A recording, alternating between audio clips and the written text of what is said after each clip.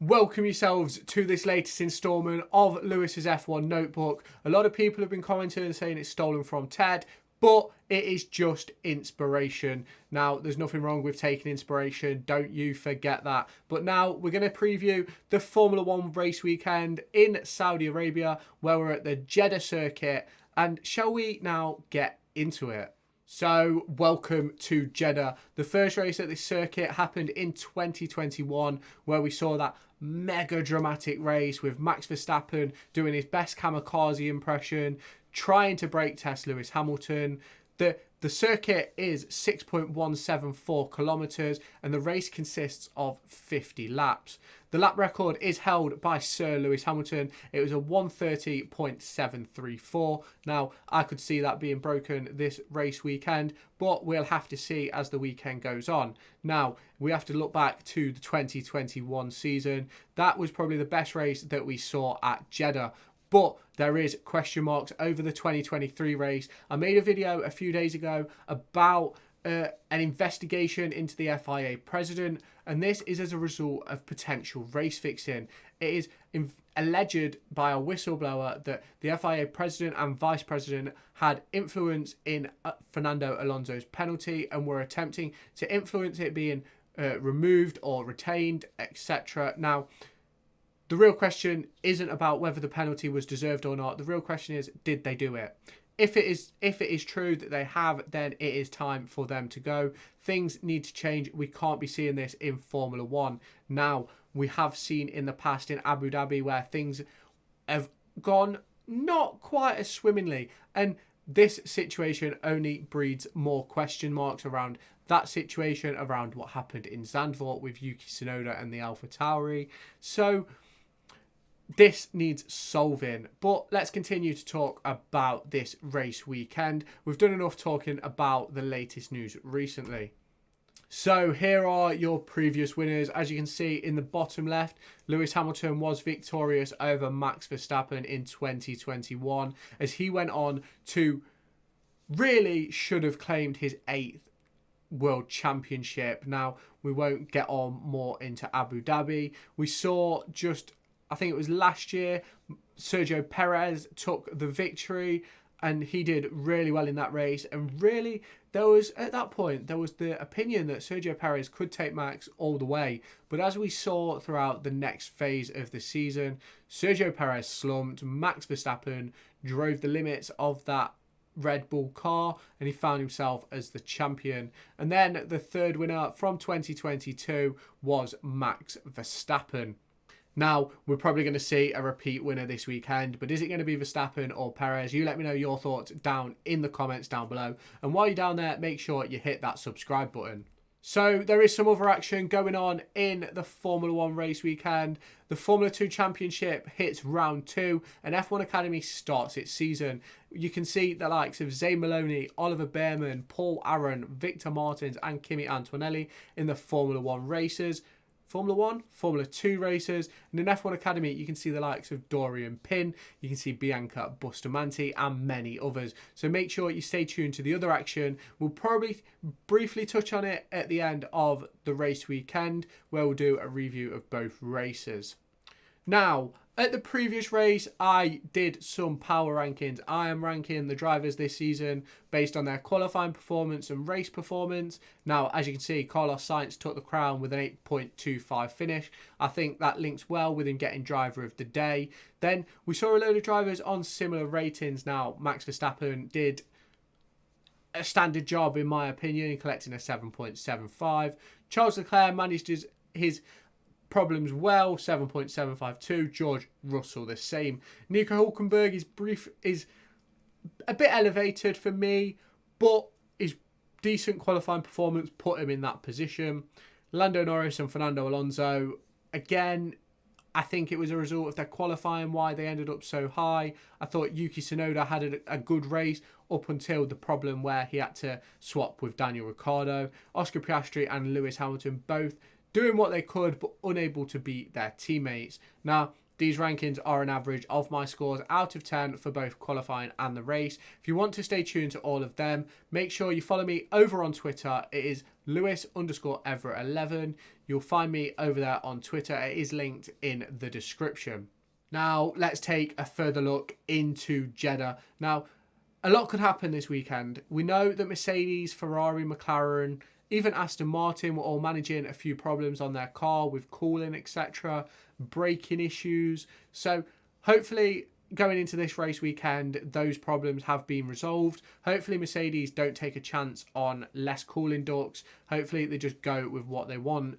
It'll probably be the first time we're going to see the low downforce wings. Now, it's a very straight line track. There is so many straights, there is so many DRS zones that you want to be able to make the most out of it, but it's also got some really technical high-speed corners where you need downforce, you need grip. Now, we've previously seen with the Mercedes that it struggled in speed traps, it struggled at top speed, and I think that could be a problem for them again this race weekend.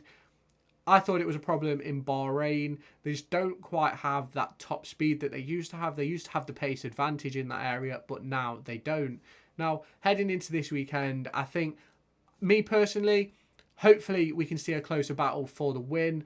Hopefully Max Verstappen isn't 30 seconds up the road, 20 seconds, whatever, because at that point, we're going to start losing people who want to follow the sport.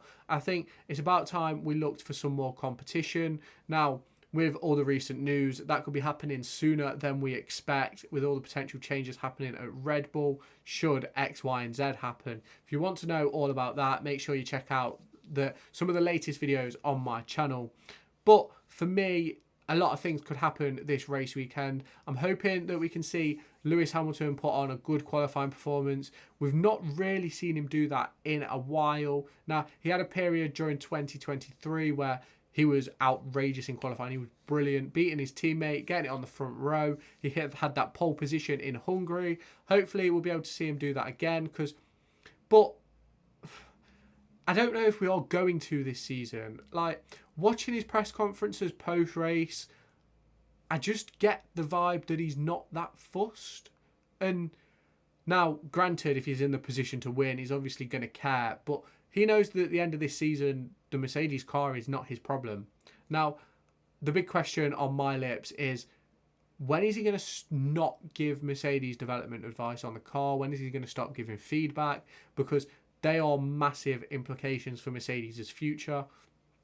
Now, I'm not saying George Russell isn't good enough to lead the team, but I do think that Lewis Hamilton obviously holds the cards in expertise. You look at the years of experience he has, the championships. I don't quite think George Russell can measure up to that at this point.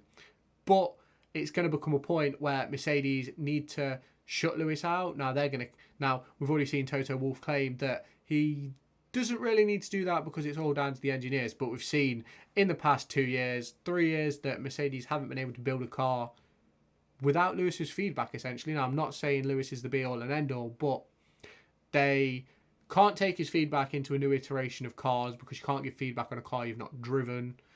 In 2023, he carried all those was it 23? In 22, he carried all those sensors and they ignored him into 23. Then in 23, when they admitted he's wrong, they changed their mind.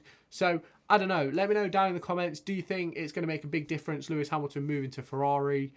I personally think it's going to have a mega difference on Mercedes. I think they're going to lose a lot of sponsors too, and I think they may end up either following him to a Ferrari or finding different Formula One teams. Now, in the previous race, Williams had a range of problems with their new steering wheel. The dashboard was having a few problems, and it led to changing the brake bias and things, which led to Logan Sargent going off. Alex Albon had similar problems where he couldn't turn down certain modes that he was being requested to do. And I'm really hoping that they can solve them problems.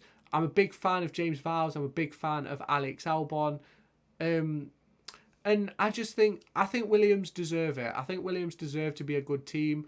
But obviously, we heard James Vowles talk on recent podcasts where he said essentially 24 and 25 are throwaway years. They're trying to learn what the correct processes are, and I think that is going to be mega important for their future. And we've got to talk about Red Bull. We just do. Now, if you've got to this point of the video, that is brilliant. Thank you. I hope you hit the subscribe button and stick around. But I've got to talk about Red Bull. I've got to talk about the situation. There's been a lot of misinformation being spread about recently, and Jos Verstappen won't be attending this weekend. But from what I've seen and I've read, it's because he is racing in Belgium this weekend. It has nothing to do with his public spat, essentially, with Christian Horner, and it's more to do with the fact that he is racing. It's going to be interesting to see the situation with Helmut, Marko and Max Verstappen, because obviously we know that Jos and Toto have been talking, and that could be related to the potential Mercedes drive in 2025. Now, a lot of people have said that that's a stupid move for Max Verstappen, but is it? Red Bull are building their own engine for 2026 for the first time in their history. Yes, they're getting help from Ford, but that could all be going down the Swanee because Ford are potentially pulling out of that deal. They are apparently exploring their options in the contract as a result of the recent, obviously, public problems that Red Bull have had with Christian Horner, and even internally with a potential forced buyout from Horner. He tried to buy out part of Red Bull with British finances, essentially trying to copy the Toto Wolff model at Mercedes, but that obviously didn't go to plan.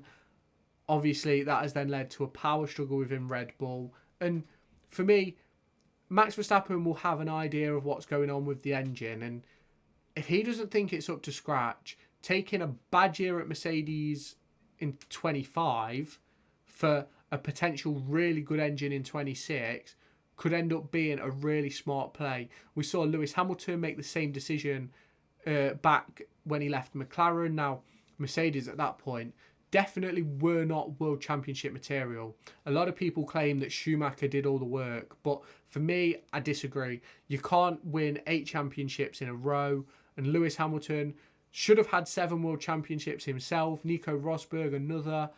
You can't do that based on someone's work 8 years ago. There has to be a continuation of the project. There has to be a continuation of the work. And now Schumacher may have set the groundwork for what Hamilton did move into that team. And in a sense, Hamilton could be setting the groundwork for Max Verstappen to go in at Red Bull and dominate the field. But going at Red Bull, going at Mercedes and dominate the field. But we're yet to see anything about those engines. Obviously, they can't start developing the car until January of 25. So we're a year away from that. So I don't actually think Max is going to move to Mercedes. But I think it could be a possibility if Horner isn't dismissed. But we're going to have to wait and see what happens with that one. Let me know your thoughts down in the comments and make sure you hit that subscribe button to stay tuned to the channel. We'll be doing a Friday practice review. We'll keep up to date with all the news around the Formula 1 weekend. And make sure you hit subscribe to the channel to keep up with the latest Formula 1 news. As if you check the channel, we've done so many videos on it this week that it is mental. I want to talk about on-track action, but there just isn't much to talk about. So hit that subscribe button, stay up to date, and I'll catch you in the next video. Make sure to go and find me on TikTok, pictured here, and Twitter, pictured here. These are the places where I'll keep you all up to date with all my upcoming videos and my thoughts and feelings around the Formula 1 and football weekend.